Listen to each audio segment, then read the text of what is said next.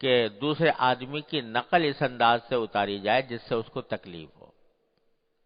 جس سے وہ اپنی تحقیر محسوس کرے، ایسے انداز سے اس کی اٹھنے کی، بیٹھنے کی، بولنے کی، ہنسنے کی یا قد و قامت کی اس کی نقل ایسی اتاری جائے کہ جس سے اس کو اگر وہ تکلیف پہنچے اس کو،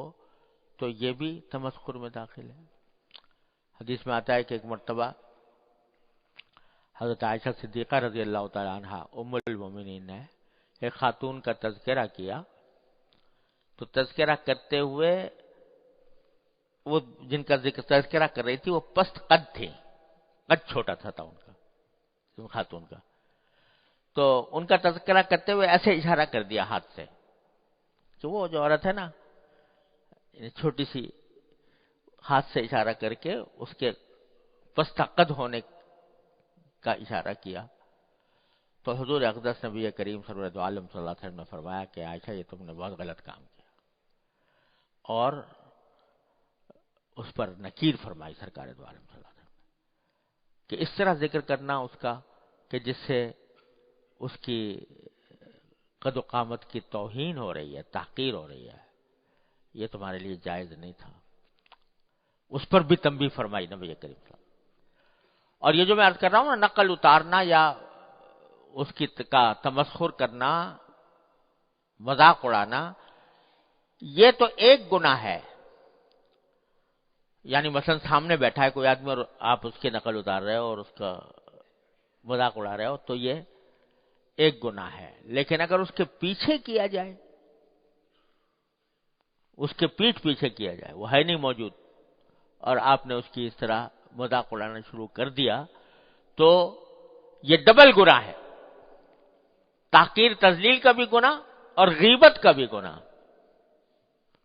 کہ آپ نے اس کی غیبت کی، اس کی پیٹھ پیچھے کیا، اللہ بچائے۔ تو حضرت فرماتے ہیں کہ یہ بھی تمسخر میں داخل ہے۔ دوسرے، اس کے کسی قول و فعل پر ہنسنا اس طرح جس سے اس کی دل آزاری ہو، یہ سب میں ملحوظ ہے کہ یہ سب چیزیں اس وقت منع ہے جبکہ اس سے دوسرے کا دل دکھے۔ بعض اوقات دوست احباب کے اندر آپس میں ایک دوسرے سے مذاق ہوتا ہے اور اس میں اس قسم کی بات ہو جاتی ہے، اس میں یہ یقین ہوتا ہے کہ دوسرے کو ناگوار نہیں ہوگا، برا نہیں لگے گا، وہ اپنی توہین نہیں سمجھے گا، تو وہاں ایسا کرنے میں کوئی مذاق نہیں ہوتا۔ لیکن سب جگہ یہ ملحوظ ہے کہ وہاں دوسرے کو تکلیف ہو، ناگوار ہو، برا لگے، توہین وہ محسوس کرے۔ اور آنکھ یا ہاتھ پیر کے اشارے سے اس کے عیب کا اظہار کرنا، کوئی عیب ہے اس کے اندر اور اس کو آپ اشارے سے ظاہر کر رہے ہیں، جیسا بھی میں نے مثال دی، تو یہ بھی اسی میں ناجائز تمسخر میں داخل ہے۔ اور آگے پھر حدیث حضرت نے نقل فرمائی ہے کہ اللہ بچائے کہ جو لوگ دوسروں کا مذاق اڑاتے ہیں، تو یہاں تو مذاق اڑا کے بیٹھ گئے، لیکن اس کا انجام اللہ بچائے آخرت میں یہ بتایا گیا ہے کہ ان کے ساتھ بھی ان کا بھی مذاق اڑایا جائے گا، اللہ بچائے۔ کیسے اڑایا جائے گا؟ کہ جنت کا دروازہ کھولا گیا اور کہا آؤ، اب وہ شوق، جنت کے مناظر کے شوق میں، جنت کی نعمتوں کے شوق میں وہ آدمی سرکتا کھسکتا دروازے کے پاس پہنچا، جب پہنچا تو بند کر دیا گیا، اللہ بچائے۔ پھر دوسرا دروازہ کھولا گیا، بلایا گیا آؤ، پھر یہ چلتا کھسکتا پہنچا، وہاں پہنچا، دروازہ پھر بند کر دیا گیا۔ اسی طرح ہوتا رہے گا اس کے ساتھ، اللہ بچائے، یہاں تک کہ یہ مایوس ہو جائے گا کہ اب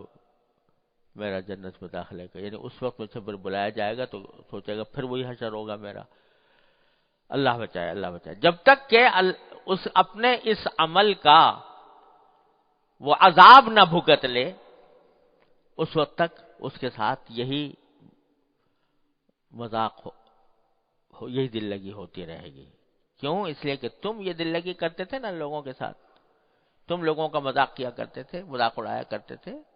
ان کو تکلیف پہنچایا کرتے تھے، تو آج تم بھی دیکھو کہ تمہارے ساتھ کیا ہو رہا ہے. اللہ بچائے، یہ انجام ہوتا ہے.